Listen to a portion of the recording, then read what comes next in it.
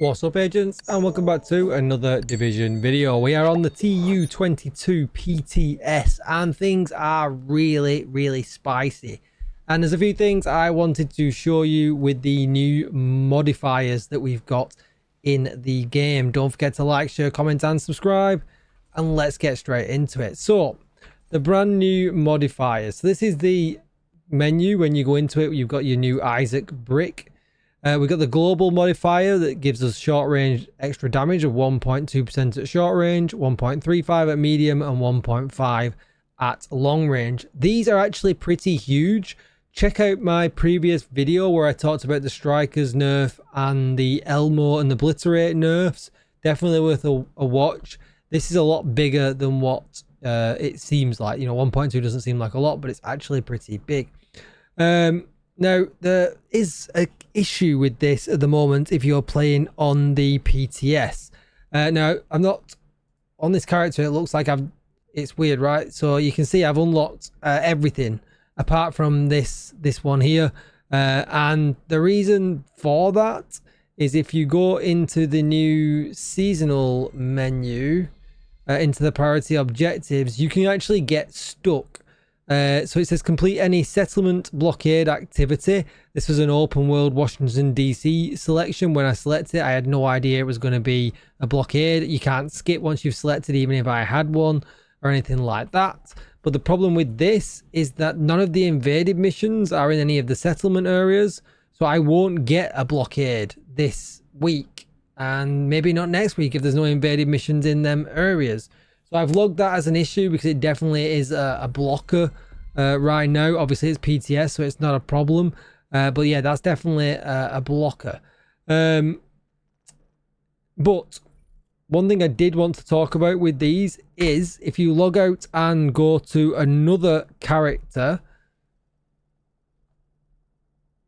Entering safe area. So as you can see here now, I am logged in as another character.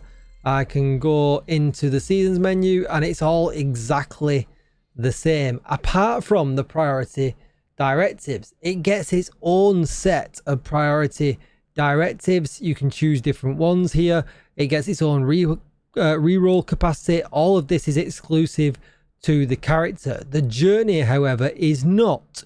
The journey is exclusive to your account. So all four of your characters will be at the same part of the journey no matter which one you use, but the priority objectives are exclusive to your character. So if you do get stuck on one of your characters, you are able to switch to another character and still progress that system. Obviously it's not ideal that you get stuck. I do believe there should be some kind of timeout on this. If you do get one that perhaps you never can do, it's kind of rough. Maybe, you know, a pretty high cooldown of 7 days or something like that. I do believe they should expire at some point. But let me know what you think in the comments down below. But the other thing that is very important here is if we go into the inventory, into the Isaac brick, you can see that this character also, as of now, it doesn't. Alright, something's very much broke here. Because these are grayed out like I don't own them. But I actually do own. We saw my other character, I own them all apart from this one. And I earn them all on this character. So something is broke. Because I owned them on this character and that's how they became selected. Ah, okay, maybe activate. Let's deactivate and reactivate. And now I've got no access to any of them at all on this character. So what we'll do is we're going to log out and log back in because I feel like something is broken there. And that's definitely something that I'm going to have to log. Detected. All right, so we've logged in and back out. We've activated it and there we go, they're back. So a quick log in and log out fixes it. But as you can see, they're shared between characters. So all of the passive modifiers and active modifiers, anything you unlock is shared across your entire account. It is just that what you got to remember is that your priority objectives are singular to your character, but the rest of it is account based.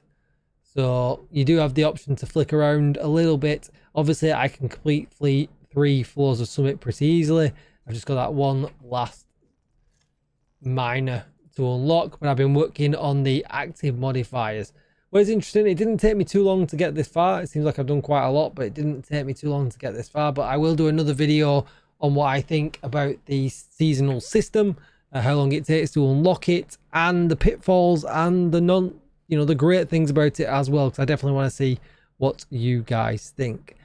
If you want to take a closer in-depth look at the system here, I have figured a way that I can get a huge amount of damage at long range. And when I say huge amount, I've been hitting headshots with an assault rifle at over 4 million. And I think once I get the reversal mod, I'll be able to do that at close range instead, which could be wild. But I'm yet to be able to get there, so that will be a separate video. But things that we didn't see in my previous video was the hostile modifiers. And if we start at the top, because for some reason they take a second to load, these are the ones that we have in at the moment. So we get this hostile modifier, shoots an enemy within a mid-range, build stacks of requital. For every stack, a portion of damage dealt will be reflected back to you. The amount of damage received is directly proportional with the amount of requital stacks. Shoots an enemy from a different range, resets the stacks. This can really, really hurt if you're not very careful. But it really doesn't. You gotta be careful at playing at mid-range, right? It doesn't really explain it very well. And I think you can be dead very quickly off it. It's a bit harsh. And then we've got this one as well, the sterile coating. Enemies feature a layer of armor corresponding to a random range zone. The armor can only be depleted by shooting from the range zone that matches the color of the armor. Armored enemies receive 90% less damage. And if that lands in the middle zone, it can be really, really harsh. Then at the bottom, we have Terrify. Every hit from an enemy steals 5% of your movement speed for 10 seconds, up to a maximum of 4 stacks, permanently increasing theirs. If the next hit you receive at 4 debuff stacks will inflict confusion and then remove all stacks. Hits from separate enemies count towards stacking the same debuff. And then we've got Master of None. Certain enemies in short range are now equipped with incendiary ammo, and at long range they get shock ammo. The enemies use normal ammo while in mid-range. So keep a lookout for these icons above the enemy's head. It does pay, to know exactly what type of enemies you are coming up against. But yeah, aside from that, if we have a look at the passive modifiers, ones that I've found to be really, really nice is definitely Impatient, because we get a rate of fire buff and a reload time buff. It's increased by 30%, but the standard magazine size is reduced by 50% when equipped. The standard magazine size is the magazine size it would be without any additional bullets in the mag. So we have other ways in the builds right now, especially with the new gear that's coming, to extend the mag, and that's not affected by this, and you get obviously a significant rate of fire and reload time bonus. That's so yeah, really, really, really nice. I really, really like this one.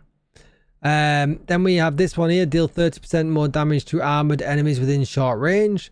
The damage received from them. So again, this is really, really nice if playing up close and personal. The other ones that kind of stand out is Retribution. Shooting enemies in mid-range, builds stacks up to 100 stacks. For every stack you gain 0.5% crit chance. Lose 1 stack for every bullet fired after reaching 100 stacks. Meaning we could build builds with less crit chance in, knowing that we're going to build up these stacks. But it's only going to build you to 50%, so keep that in mind.